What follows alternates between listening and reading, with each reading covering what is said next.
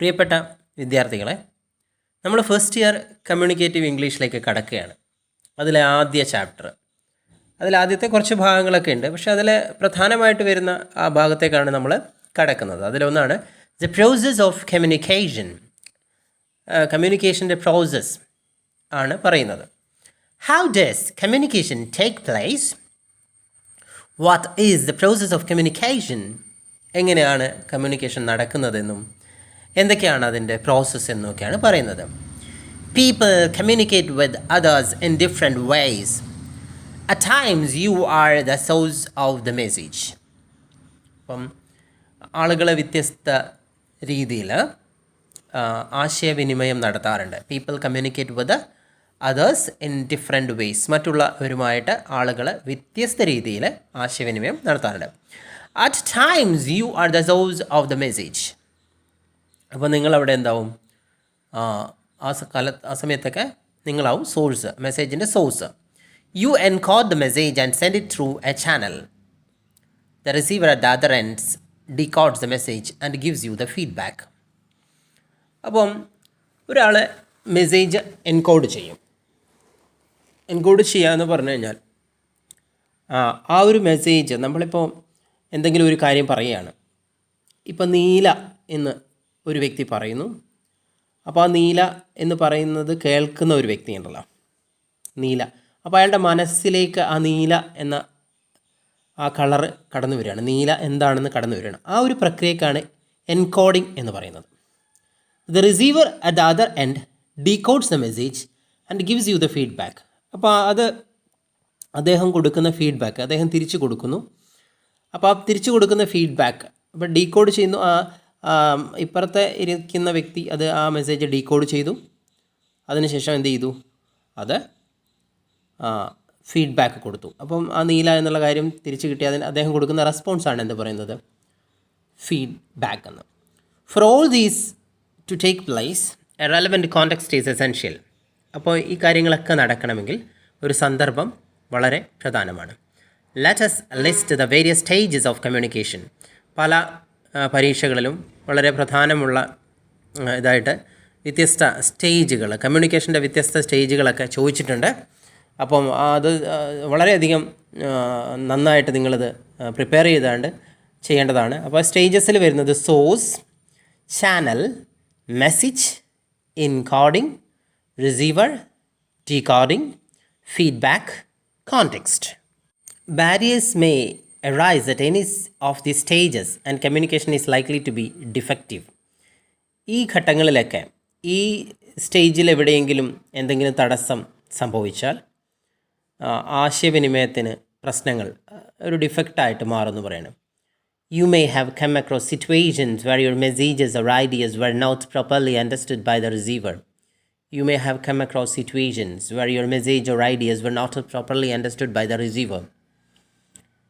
ഒരുപാട് സിറ്റുവേഷൻസ്, സാഹചര്യങ്ങൾ നമ്മൾ കാണാം. നമ്മുടെ ആശയങ്ങൾ നമ്മൾ പറഞ്ഞിട്ട് അത് ചിലപ്പം സ്വീകരിക്കുന്ന സ്വീകർത്താവിൽ എത്താണ്ട് പോകും. കാരണം എന്താണ്? ഈ ബാരിയേഴ്സ് കൊണ്ട്, തടസ്സങ്ങൾ കൊണ്ട്. It could be because you did not encode the message properly or because the receiver failed to decode it the way you intended it to be. It could be because you did not encode the message properly. നല്ല രീതിയിൽ message encode ചെയ്യാൻ പറ്റിയില്ലെങ്കിൽ അവിടെ എന്താണ്? അത് ഒരു ബാരിയറാണ്, കമ്മ്യൂണിക്കേഷൻ്റെ ബാരിയറാണ്. Because the receiver failed to decode it. അങ്ങനെ വരുമ്പോൾ റിസീവർ അത് സ്വീകരിക്കുന്നതിൽ ബുദ്ധിമുട്ടാവും. Because the receiver failed to decode it the way you intended it to be. അപ്പോൾ നമ്മൾ ഒരു കാര്യം പറഞ്ഞു, പക്ഷെ നമ്മളത് ബുദ്ധിമുട്ടുള്ള രീതിയിലാണ് പറഞ്ഞത്, അത്ര എളുപ്പത്തിലല്ല അത് പറഞ്ഞെങ്കിൽ അത് മനസ്സിലാക്കാൻ റിസീവർക്ക് കഴിഞ്ഞില്ലെങ്കിൽ അവിടെ എന്താണ്? അതൊരു ബാരിയറായിട്ട് വരികയാണ്, മനസ്സിലാവുന്നില്ല എന്നുള്ളൊരു ബാരിയർ ആവുകയാണ്. Let us analyze each stage in detail. അപ്പോൾ നമുക്കിതിൽ ഓരോന്നും നോക്കാം, ഈ ഘട്ടങ്ങളൊക്കെ. Source. As the source or the center of the message, you have to be clear about the message you intend to convey. Source അല്ലെങ്കിൽ centre of the message. സോഴ്സ് എന്ന് പറഞ്ഞാൽ ആരാണ്?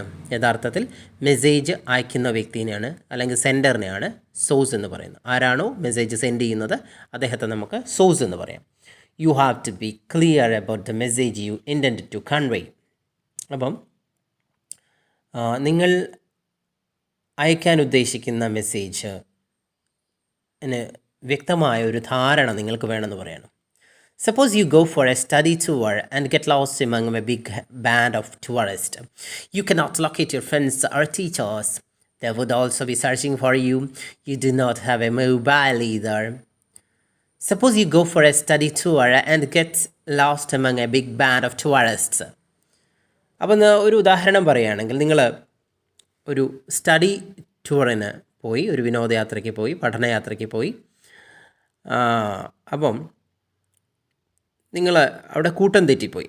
You cannot locate your friends or teachers. അപ്പോൾ നിങ്ങൾക്ക് എന്ത് ചെയ്യാൻ പറ്റില്ല, നിങ്ങൾക്ക് അധ്യാപകരെയോ നിങ്ങളുടെ കൂട്ടത്തിലുള്ള സുഹൃത്തുക്കളെയൊന്നും കാണാൻ പറ്റുന്നില്ല, കൂട്ടം തെറ്റിപ്പോയി. You would also be searching for you. They would also be searching for you. അവർ നിങ്ങളെയും തിരഞ്ഞുകൊണ്ടിരിക്കുകയായിരുന്നു. You do not have a mobile phone either. നിങ്ങൾക്ക് മൊബൈൽ ഫോൺ ഇല്ല എന്നും കരുതുക. How will you find them? എങ്ങനെയാണ് അവരെ കണ്ടെത്തുക? The first thing that strikes you could be seeking the help of a police officer. Here you are the source or sender of the message. അത് നിങ്ങൾ എന്ത് ചെയ്യും?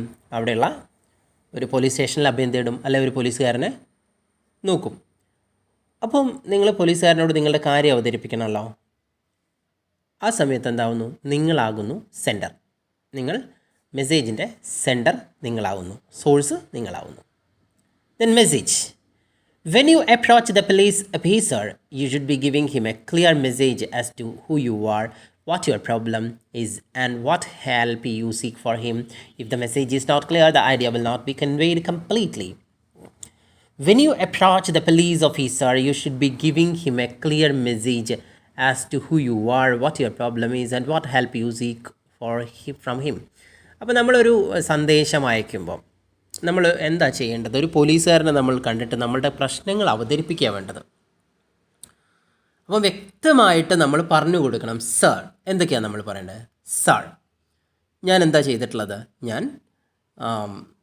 ഞങ്ങളൊരു സ്റ്റഡി ടൂറിന് ഞങ്ങളുടെ സ്കൂളിൽ നിന്ന് വന്നതാണ്.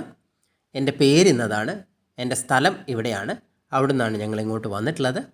അവിടെ നിന്ന് ഈ സ്ഥലത്തെത്തിയപ്പം ഞാനും എൻ്റെ സുഹൃത്തുക്കളും അതുപോലെ എൻ്റെ അധ്യാപകരും ഞാൻ എന്ത് ചെയ്തു? കൂട്ടം തെറ്റിപ്പോയി. അവരിൽ നിന്നും കൂട്ടം തെറ്റിപ്പോയി. അപ്പോൾ കൂട്ടം തെറ്റിപ്പോയപ്പോൾ അവരെ കാണുന്നില്ല. അതിന് വേണ്ടിയിട്ടാണ് എനിക്ക് അവരെ ഒപ്പം ചേരണം.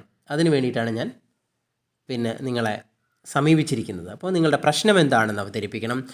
എന്ത് ഹെൽപ്പാണ് നിങ്ങൾക്ക് അദ്ദേഹത്തിൽ നിന്ന്, ഒരു പോലീസ് ഓഫീസറിൽ നിന്നും കിട്ടേണ്ടത് എന്നൊക്കെ അവതരിപ്പിക്കണം. അല്ലാതെ അവിടെ ചെന്നിട്ട് പറയുകയാണ്, ചില വിദ്വാന്മാരങ്ങനെയുണ്ട്, സാർ എൻ്റെ കൂട്ടത്തിലുള്ളവരൊക്കെ കൂട്ടം തെറ്റിപ്പോയി. അപ്പം പോലീസുകാർ എന്നെ മിഴിച്ച് നോക്കും. അതല്ലാണ്ട് സാർ ഞാൻ വിനോദയാത്രയ്ക്ക് വന്നു, കൂട്ടം തെറ്റി, ഇങ്ങനെയും പറയാം. ഇതൊന്നും പോരാ. എന്തൊക്കെയാണെന്ന് വ്യക്തമായിട്ട് അയാൾക്ക് മനസ്സിലാക്കണം, പോലീസുകാരനെ മനസ്സിലാക്കണം. If the message is not clear, the idea will not be conveyed completely. Message വ്യക്തമല്ലെങ്കിൽ, ആശയം നമ്മൾ കൊടുക്കുന്ന മെസ്സേജ് വ്യക്തമല്ലെങ്കിൽ, നമ്മളുടെ ആശയം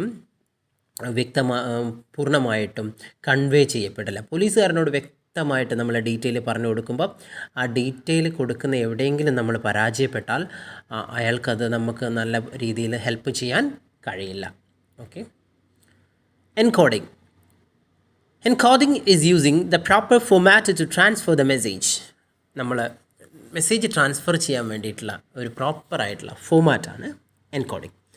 the sender needs to know what the receiver knows and what has to be informed. അപ്പം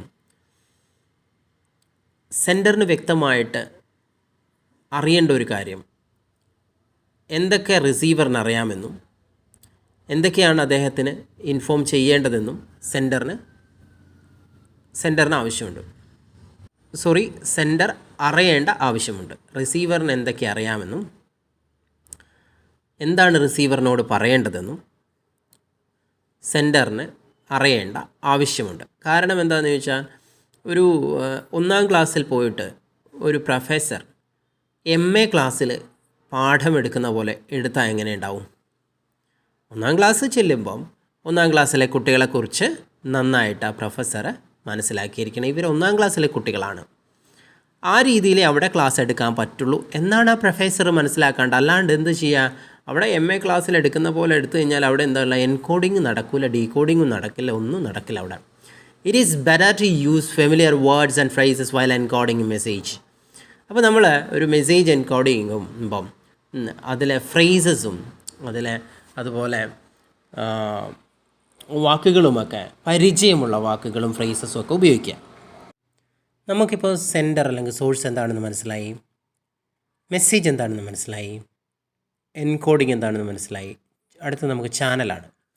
നമ്മൾ ഈ മെസ്സേജ് കൺവേ ചെയ്യാൻ ഒരു ചാനൽ ആവശ്യമാണ്. A message can be conveyed through face to face conversation, അതായത് അഭിമുഖമായിട്ടുള്ള സംഭാഷണമുണ്ട്. ടെലിഫോൺ കോൾസ്, ടെലിഫോൺ വഴി ചെയ്യാം. റിട്ടേൺ കമ്മ്യൂണിക്കേഷൻ, അതുപോലെ നമുക്ക് ലെറ്റർ എഴുതുക, ഇമെയിൽസ്, ഇതൊക്കെ ഒരു ചാനലാണ്, കമ്മ്യൂണിക്കേറ്റ് ചെയ്യാൻ വേണ്ടിയിട്ടുള്ള ഒരു ചാനലാണ്. Decoding is done by the receiver when he receives a message. ഈ ഡീകോഡിംഗ് എന്ന് പറയുന്ന പ്രോസസ്സ് റിസീവറുടെ മനസ്സിൽ നടക്കുകയാണ്. അദ്ദേഹം ആ മെസ്സേജ് റിസീവ് ചെയ്ത് കഴിയുമ്പോഴാണ് ഈ സംഭവം നടക്കുന്നത്. In the case of the police officer mentioned above, he decodes your message by listening to you carefully. നേരത്തെ പറഞ്ഞ പോലീസ് ഓഫീസർ നിങ്ങൾ പറഞ്ഞ കാര്യങ്ങൾ കൃത്യമായി ഡീകോഡ് ചെയ്തു, ആ മെസ്സേജ് ഡീകോഡ് ചെയ്തു. By listening to you carefully, നിങ്ങളെ പൂർണ്ണമായും ശ്രദ്ധിച്ചുകൊണ്ട്. He comprehends your problem by asking questions. അദ്ദേഹത്തിന് നിങ്ങളുടെ പ്രശ്നങ്ങൾ മനസ്സിലായി, അതുകൊണ്ട് തന്നെ അദ്ദേഹം കുറേ ചോദ്യങ്ങളും അതുമായി ബന്ധപ്പെട്ട് ചോദിച്ചു. Receiver. The receiver of the message is an integral part of communication. ഒരു സ്വീകർത്താവ് വളരെ പ്രധാനമാണ് കമ്മ്യൂണിക്കേഷൻ പ്രോസസ്സിൽ. If he or she does not possess the skills to decode the message or shows no interest to receive your message, effective communication fails. ഇവിടെ നമ്മൾ ആ പോലീസുകാരനോട് കാര്യം പറഞ്ഞു, പോലീസുകാരൻ ആ സമയത്ത് വേറെ എന്തൊക്കെയോ ശ്രദ്ധിച്ചുകൊണ്ടിരിക്കുകയാണ്, പോലീസുകാരൻ നമ്മളെ ശ്രദ്ധിക്കുന്നേയില്ല. അപ്പോൾ എന്താവും? If he or she does not possess the skills to decode, അല്ലെങ്കിൽ അയാൾ മദ്യപിച്ചിരിക്കുകയാണ് അവിടെ, നമ്മൾ പറഞ്ഞൊന്നും അയാൾ ശ്രദ്ധിച്ചില്ല. അപ്പോൾ എന്ത് ചെയ്യില്ല, ഈ ഡീകോഡ് ചെയ്യാനുള്ള സ്കില്ല് ഇല്ലാണ്ടാവുകയാണ്. അങ്ങനെ വരുമ്പം the message or shows no interest to receive your message. Okay, നിങ്ങളുടെ മെസ്സേജ് അദ്ദേഹത്തിന് സ്വീകരിക്കാൻ താല്പര്യം ഉണ്ടാവില്ല. ആ സമയത്ത് എന്ത് ചെയ്യും? Effective communication fails. അവിടെ ഫലപ്രദമായിട്ടുള്ള കമ്മ്യൂണിക്കേഷൻ അവിടെ പരാജയപ്പെടുകയാണ്. The receiver analyses the message on the basis of his or her own individual expectations, opinion and perspectives. The receiver analyses the message on the basis of, യഥാർത്ഥ receiver എന്ത് ചെയ്യണം? Analyse ചെയ്യുന്നു message അദ്ദേഹത്തിൻ്റെ തന്നെ വ്യക്തിപരമായ പ്രതീക്ഷകളും അതുപോലെ അഭിപ്രായങ്ങളും അദ്ദേഹത്തിൻ്റെ കാഴ്ചപ്പാടുകളുമൊക്കെ വെച്ച്. Feedback is A process in which the effect of an action is returned. അപ്പം നമ്മളൊരു കാര്യം പറഞ്ഞു, അത് റിസീവ് ചെയ്തു, അതിനുശേഷം റിസീവർ അടുത്ത് വരുന്നതാണ് ഫീഡ്ബാക്ക് എന്ന് പറയുന്നത്, കിട്ടുന്നത്. To modify the next action, അടുത്ത ആക്ഷന് വേണ്ടിയിട്ടുള്ള ഒരു മാറ്റം, ചേഞ്ചാണ് feedback. The feedback to a message can be used to determine the effectiveness of communication. കമ്മ്യൂണിക്കേഷൻ്റെ എഫക്റ്റീവ്നെസ്സിന് ഫീഡ്ബാക്ക് ആവശ്യമാണ്. In face to face conversation the feedback received is immediate. Face to face കോൺവെർസേഷനിൽ ഫീഡ്ബാക്ക് പെട്ടെന്ന് തന്നെ നമുക്ക് കിട്ടുമെന്ന് പറയുന്നത്. ഒരു അധ്യാപകൻ ക്ലാസ് എടുക്കുന്നു, നന്നായിട്ട് ശ്രദ്ധിച്ചിരിക്കുന്ന കുട്ടികൾക്ക് ചില കാര്യങ്ങൾ മനസ്സിലാവുന്നില്ല, അവരപ്പോൾ തന്നെ എന്ത് ചെയ്യും? അധ്യാപകൻ ചോദിക്കുകയും ചെയ്യുന്നു, അവർ ആൻസർ പറയുന്നു, പിന്നെ മനസ്സിലാവുന്നവർ ആൻസർ പറയുന്നു, മനസ്സിലാകാത്തവർ ആൻസർ പറയുന്നില്ല. അതൊക്കെ ഫീഡ്ബാക്കൊക്കെ സ്പോട്ടിൽ തന്നെ ലഭിക്കുന്നു അല്ലേ. The situation forms the context of communication. സാഹചര്യങ്ങളാണ് കമ്മ്യൂണിക്കേഷൻ്റെ സന്ദർഭത്തെ രൂപപ്പെടുത്തുന്നത്. The communication process will be different in different context. ആശയവിനിമയ സന്ദർഭങ്ങൾ വ്യത്യസ്ത സ്ഥലത്ത് വ്യത്യസ്തത കാണാം. The way you speak to your teacher will be different from the way you do to your friends. നിങ്ങൾ അധ്യാപകരോട് സംസാരിക്കുന്ന രീതിയിലല്ല നിങ്ങളുടെ സുഹൃത്തുക്കളോട് സംസാരിക്കുക. At home you are an entirely different person. അതുപോലെ ആയിരിക്കില്ല നിങ്ങൾ വീട്ടിൽ പറയാം. And U communicate in A different fashion. അപ്പോൾ നിങ്ങൾ വ്യത്യസ്ത ഫാഷനിലാണ് ഓരോയിടത്തും കമ്മ്യൂണിക്കേറ്റ് ചെയ്യുന്നത്. Therefore the context decides how you communicate. അപ്പം സന്ദർഭമാണ് നിങ്ങളെ തീരുമാനിക്കുന്നത് എങ്ങനെ നിങ്ങൾ ആശയവിനിമയം നടത്തണം എന്ന്. അപ്പം നമ്മൾ ഈ ഒരു ഭാഗം ഇവിടെ കഴിഞ്ഞിരിക്കുകയാണ്. നിങ്ങൾക്ക് ഈ ഓഡിയോ ഇഷ്ടമായെങ്കിൽ ലൈക്ക് ചെയ്യുക, കമൻറ്റ് ചെയ്യുക, മറ്റുള്ളവർക്കൊക്കെ ഷെയർ ചെയ്ത് കൊടുക്കുക, സബ്സ്ക്രൈബ് ചെയ്യുക.